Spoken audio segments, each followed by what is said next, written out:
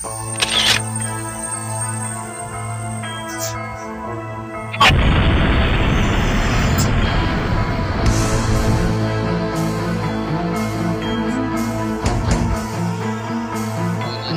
sebetulnya, tapi tak apalah. Ya, yang intinya khilafillah yang dirahmati oleh Allah.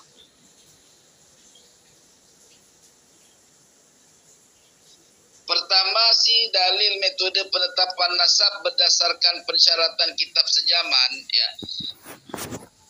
Itu kita melihat di dalam kitab Rasail, ya. Kitab Rasail fi Ilmin Ansab halaman 183 sampai 184. Mengatakan tentang cara mendeteksi kesahihan suatu nasab dengan kitab sejaman. Lafadznya sebetulnya kalau dipahami secara tersirat, secara tersurat nggak begitu mengena. Tapi kalau kita pendalaman, kita teliti, kita pahami secara pendalaman, insya Allah akan ketemu mahumnya, ya. Iul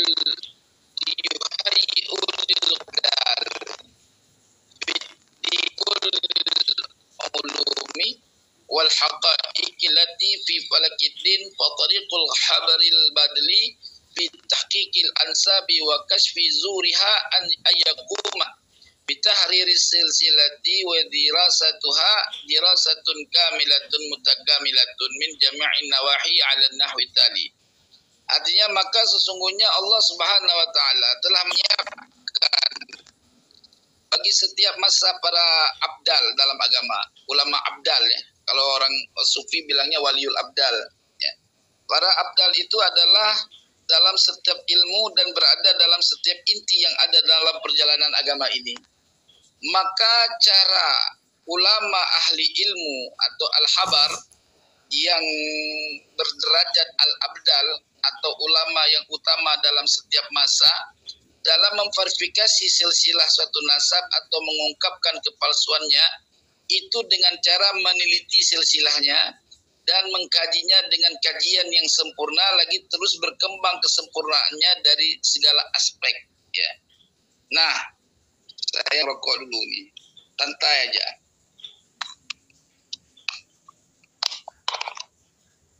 Ya, silakan Syekh. Jadi dibuat santai Pak Ya. Baik, silakan lanjut. Ya. Ini ya sebagai catatan tanpa framing. Kita ngaji saja ya. Said Tangku Kori ngaji saja terhadap analisa-analisa atau fakta-fakta tentang pentingnya kitab sejaman atau sumber sejaman. Dalam siap. Ya. Oke. Baik. Nah, sebelum kita berlanjut, ya, saya ingin menjelaskan terlebih dahulu keterangan yang tadi yang agar supaya kita tidak gagal paham, ya. Dan perlu diketahui bahwa mu'arrikhun walaysa likulli mu'arrikhin nasabatun, ya. Setiap ahli itu ahli sejarah. Tidak setiap ahli nasab. Jadi memang masing-masing ilmu itu ada spesialisnya. Seperti setiap dokter gigi, ya. Setiap dokter gigi itu kan dokter. Namun tidaklah setiap dokter itu dokter gigi. Jadi masing-masing ada spesialisnya. Gitu, ada dokter umum, ada dokter spesialis. Jadi kalau kita sakit gigi, ya nontonnya perginya ke dokter gigi. Kalau kita sakit jantung, kalau ingin cepat hasil, ya ke dokter jantung dan sebagainya. Jadi ketika kita sudah memahami bahwa masing-masing ilmu, ya, itu masing-masing mempunyai natijah, mempunyai kaidah masing-masing. Tentulah di dalam setiap ilmu itu tidak bisa disamaratakan, ya, tetapi semua ilmu itu terhadap ilmu lainnya saling mengisi dan saling membutuhkan. Jadi antara misalkan ilmu fikih, ya, itu saling membutuhkan dengan ilmu hadis. Karena fikih dengan hadis itu secara fan ilmu dia masing-masing caranya, dia punya metode masing pada hakikatnya dalam perjalanan kehidupan fikih itu berhajat kepada hadis, gitu loh. Makanya setiap ulama ahli fikih sudah pasti ahli hadis, namun tidaklah setiap ahli hadis itu ahli fikih. Itu sudah maklum pada dalam persoalan-persoalan ilmiah ya. Nah, ya, kita sudah tolong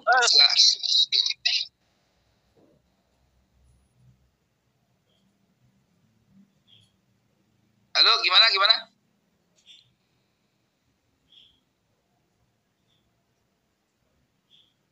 Cek gimana? Putus ya? Suara nggak kedengaran?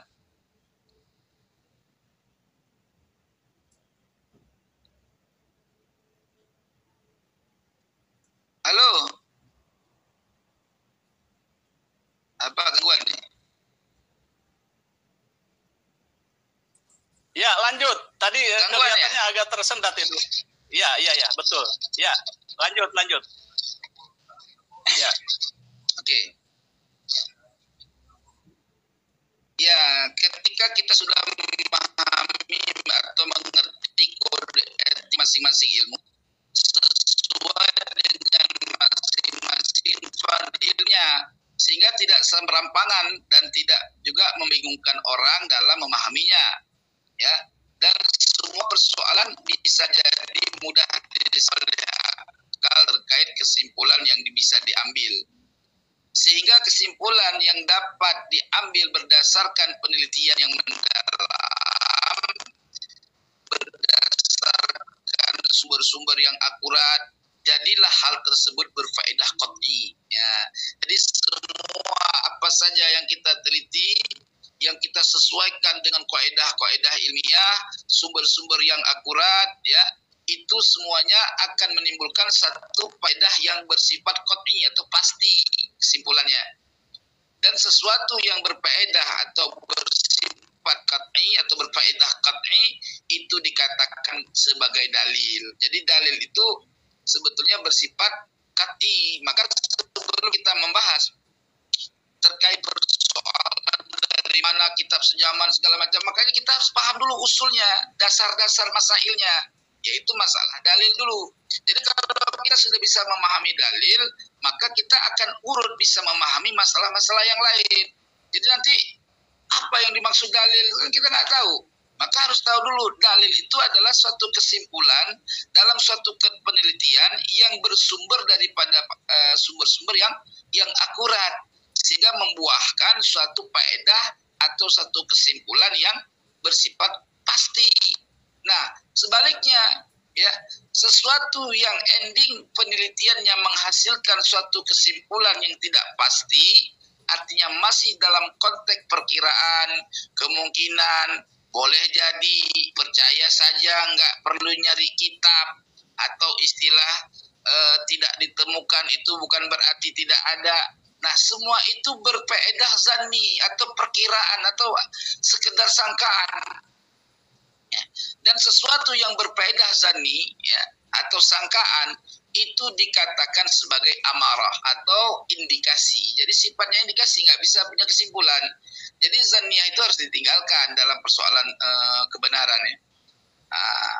Jadi menurut cara berpikir yang lurus, apabila ahli nasab menyampaikan sesuatu berbeda dengan ahli sejarah, tarikh misalkan, atau apalah misalkan, kita sudah dapatkan bahwa ahli nasab tidak pernah mencatat, misalkan contoh Ubaidillah atau Abdullah itu sebagai anaknya Ahmad bin Isa.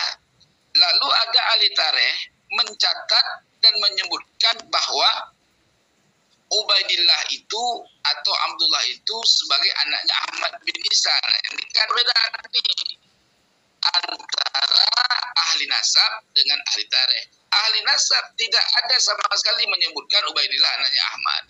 Terus ada ahli tarikh yang ada indikasi menyebutkan adanya Ubaidillah atau Abdullah sebagai anaknya Ahmad bin Isa. Bagaimana cara kita menyikapinya? Ya. Maka keterangan dari dua belah pihak tadi, dua belah ahli nasab dengan ahli tarikh, kedua-duanya dapat kita pertimbangkan kebenarannya.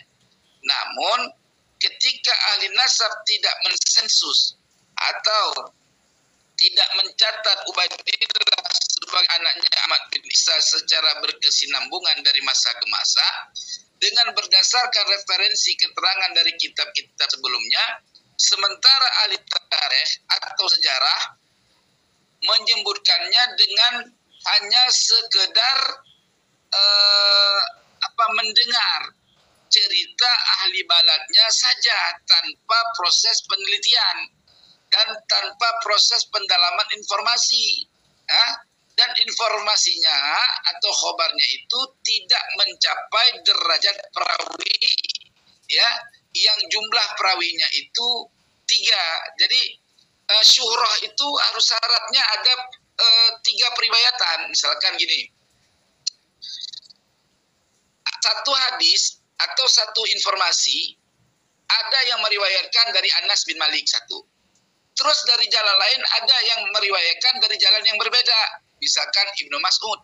Ada lagi dari jalan lain yang meriwayatkan dengan jalan yang berbeda. Misalkan Abdullah bin Jubair. Jadi ini yang disebut 3 periwayatan.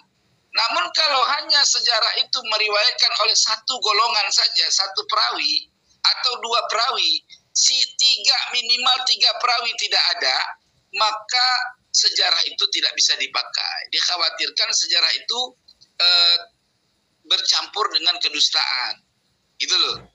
Ya, hal ini kita bisa memahami daripada firman Allah Subhanahu wa taala secara umum.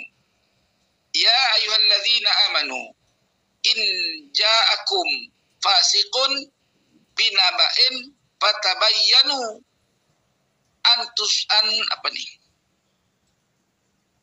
antusibu qauman bijahalatin fatusbihu ala ma fa'altum nadimin.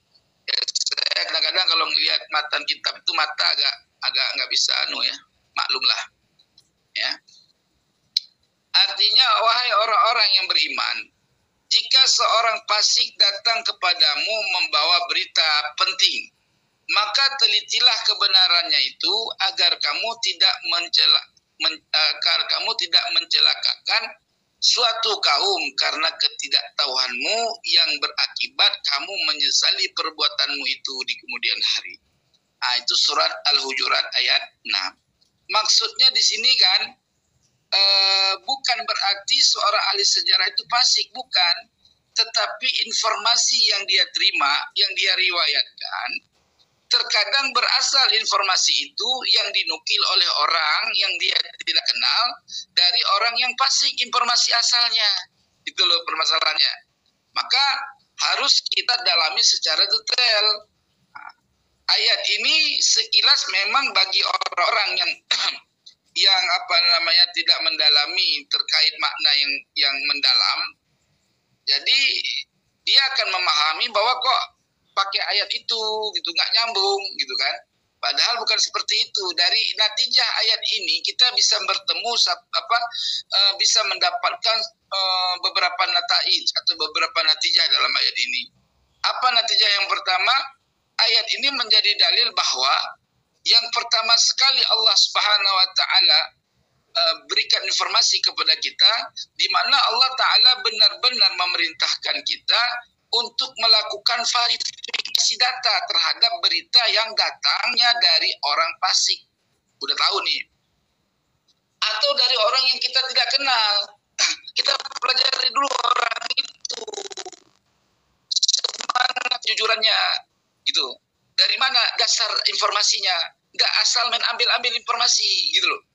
Wong dari media televisi aja macam-macam kan informasi. Kadang-kadang judulnya membuat wah gitu, tapi kenyataannya tidak kan, macam-macam. Nah, inilah terkait berita. Berita itu kan muncul dari orang.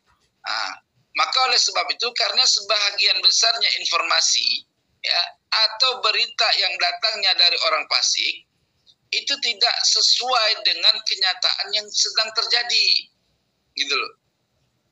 Makanya penting untuk diverifikasi informasi itu dari mana. Nggak asal ambil informasi, kecuali informasi yang mutawatir, yang masyhur. Jadi yang emang diriwayatkan contoh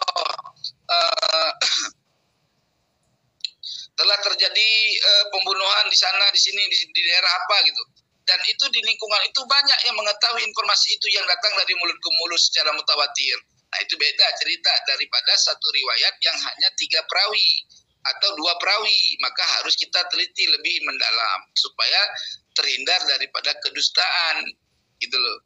Artinya tuan-tuan yang dirahmati oleh Allah, yang kedua dalam ayat ini kita bisa ambil satu natijah, sungguh kedustaan yang datangnya dari orang yang fasik, ya, orang nggak jelas, ya, itu tidak perlu dipercaya dan bersikap toleransi atau bersikap bermudah-mudahan atau nggak meneliti, gampangan lah menerima informasi dalam menukil suatu informasi atau mengambil suatu berita atau informasi atau khobar dari orang tersebut.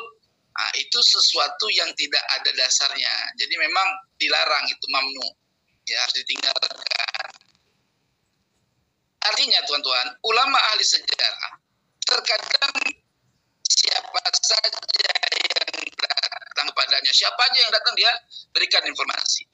Asalkan informasi yang dia dapatkan itu berdasarkan berita yang dianggapnya masyhur secara turun-menurun, langsung dicatatnya sebagai suatu bagian dari isi karya tulisnya si ahli sejarah itu, ya. Namun ahli tarikh yang memang memiliki kehati-hatian dalam meriwayatkannya, ia tetap jujur menuliskan informasi tersebut, di mana dia memperkuat dalam informasinya bahwa ia tidak mendalami secara detail terkait orang-orang yang diceritakan di dalam karya tulisnya. Ini contohnya gini loh, ini bukan provokatif ya. Ini kita berikan contoh karena memang permasalahan yang kita bahas ini adalah masalah Ba'alawi ya. Nah ini contohnya nih. Sekelumit pembahasan isi kitab As-Suluk, di dalam isi kitab As-Suluk fi Ma'rifatil Ulama'i wal Muluk karya Imam Al-Janadi. Nah, kitab As-Suluk ini menjadi sumber utama, ya, sumber utama Ali As-Sakron di dalam mengklaim dirinya sebagai keturunan Nabi Muhammad, gitu loh, ya. Gimana dia mengklaim? Ketika dia membaca kitab Al-Janadi, di situ kan ada tertulis sekesan-kesannya dia menganggap bahwa kakeknya itu namanya yang asli dikenal di Yaman itu di Hadramut, Ubaid. Nah, Ubaid itu dia asumsikan asal nama Ubaid Abdullah, karena di dalam kitab Al-Janadi disebutkan nama Abdullah, gitu loh. Lalu dia membuat satu narasi cerita, ya, bahwa Abdullah itu telah mentasghir namanya dengan nama Ubaidillah. Ini terlepas kita sedang tapi saya terus terang aja, metode ini saya nggak yakin benar, karena saya pahami dari kitab-kitab yang saya kaji ternyata memang bukan berdasarkan kitab Al-Janadi. Memang dibuat, sudah melakukan tindakan pengaku-ngakuan yang sudah dibuat lebih dulu, gitu loh.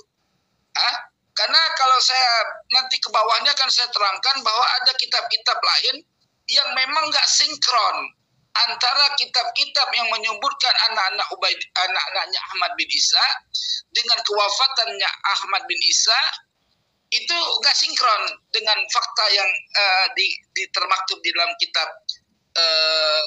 Al-Burqatul Musyikoh dan dalam kitab-kitab nasab yang mereka buat.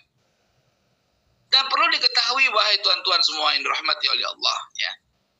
Kitab-kitab nasab yang mencatat klan Bani Ba'alawi, ya, itu tidak akan antum pernah temukan, ya, sebelum abad 8. Nggak ada.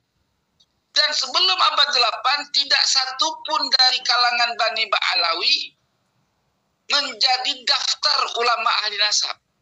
Bahkan ya Ali As-Sakran yang mengarang kitab Al-Burqatul Musyikoh juga tidak terdaftar sebagai ulama ahli nasabah di abad 9. Nggak ada.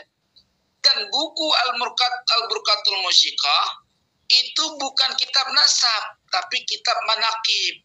gitu. Bukan kitab nasab. Jadi orang-orang menganggap kitab nasab, padahal bukan kitab nasab, gitu.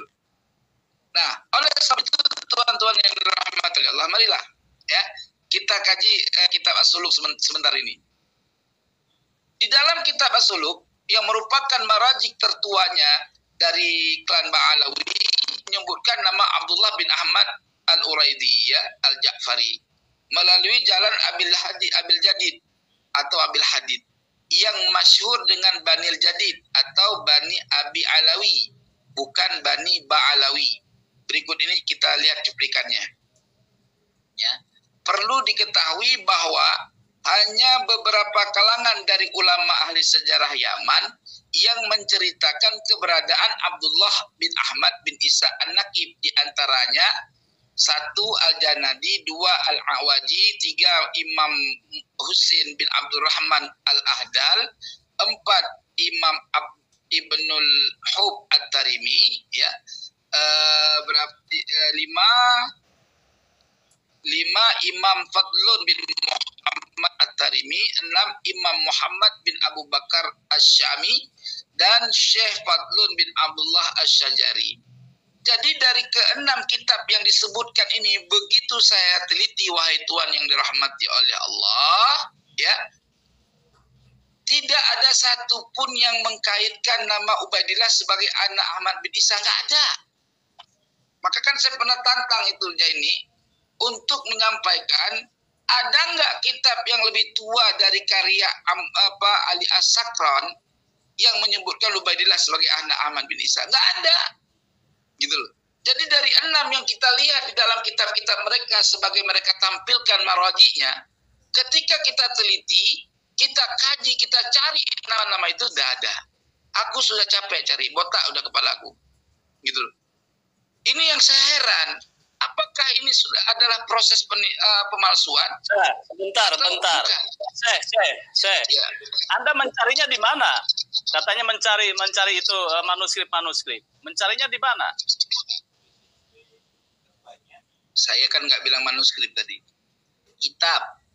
Ya. Oke, kitab. Saya cari kitab-kitab yang disebutkan oleh marajiknya di kitab Burqah, ya. Di kitab-kitab yang dikarang oleh Ba'alawi, kitab nasabnya Samsul Zahirah, Khidmatul Ashirah, ya. Syajaratul Kubra mereka. Itu saya cari referensinya. Tidak ada satupun yang menerangkan bahwa Abdullah punya ayah namanya Ahmad, kecuali jalan yang menuliskan Abdullah adalah Imam Al-Janadi. Namun ketika kita telisi isi kitab Imam Al-Janadi, tidak nyangkut paut, nggak sangkut paut, karena di situ ada 3 masalah di dalam kitab Al-Janadi. Ya, sebetulnya ke depan akan saya bahas. Ada 3 masalah di situ. Apa masalahnya? Yang pertama, di dalam manuskrip asli yang ditaklik oleh mu'allik kitab As-Suluk, itu mengatakan antara nama Jadid dengan nama Abdullah itu ada yang hilang. Artinya tidak terverifikasi Jadid ini bin Abdullah. Tetapi dalam manuskrip terverifikasi Jadid ini bin Ahmad bin Isa, bukan bin Abdullah. Itu satu penemuan. Kedua, ya, ketika Anda membaca kitab As-Suluk fi Ma'rifatil Ulama'i wal Muluk, itu tidak ada satu pun, ya, Imam Al-Janadi menceritakan keluarga Bani Ba'alawi yang dikenal dengan Amul Faqih Muqaddam misalkan, atau Muhammad Al-Faqih Muqaddam, atau ayahnya Ali Al-Faqih Muqaddam, atau Muhammad Sahib Mirbat. Nggak ada. Padahal kalau kita lihat dari sejarah yang diungkapkan oleh anak cucunya, ya, termasuk Sahib Burqah, itu wow banget. Muhammad Al-Faqih Muqaddam ini diklaim sebagai mujtahid mutlak loh. Masa mujtahid mutlak di abad yang sama